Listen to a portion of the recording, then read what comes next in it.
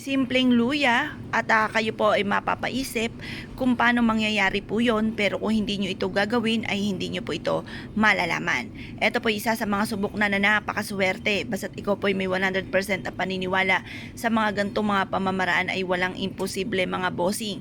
Makakamit lahat nyo po ang inyo po mga pinapangarap, sabayan palalo ng sipag at tiyaga at pananalig sa mahal na Panginoon. Proven po ito mga bossing. Ganito po inyo pong gagawin mga bossing, kumuha po kayo ng luya.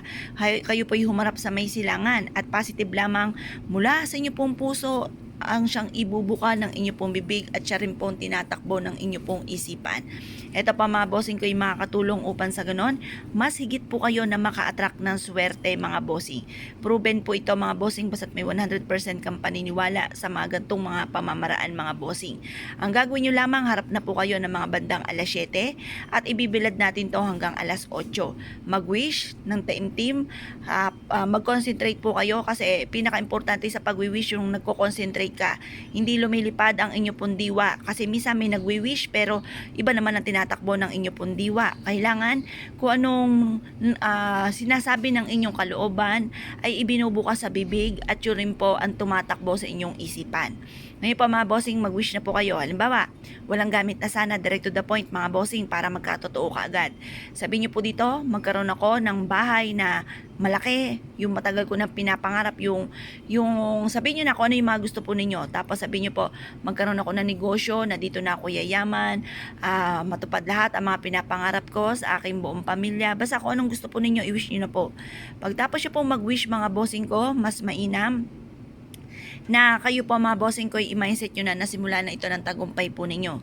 Pagkatapos po niyan mga bossing ko, ibilad nyo ito sa sinag ng araw.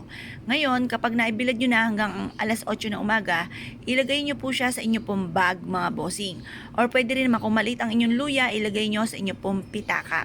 Or kaya kung wala kang bag, wala kang pitaka, minsan may mga pagkakataong ganon, isiksik sa inyo pong bulsa. Magdala kayo ng ganito para hindi kayo kapitan ng mga negatibo. Kasi minsan, may mga kumapit na negatibo, hindi nyo nalalaman. Pag umuwi kayo ng inyong puntahanan, inuwi nyo ang negatibo, kumapit na pala sa inyo. Hanggang sa dumami na dumami ang mga negatibo na naiuwi nyo sa araw-araw ng pag-alis po ninyo. Pagtapos darating na sa inyo yung punto na parang ang dami nyo problema pinagdadaanan, wala nang katapusan, mas nadadagdagan pa, imbis na nababawasan yung mga ganon mga bossing. Kaya mas may na meron kang laging dalahin na pantaboy na kamalasan para hindi ka kapitan ng mga kamalasan or ng mga negatibo mga bossing. Pwede rin naman na mag-ipit ka ng ganito sa ilalim ng inyo pong unan para magkaroon kayo ng masarap na tulog.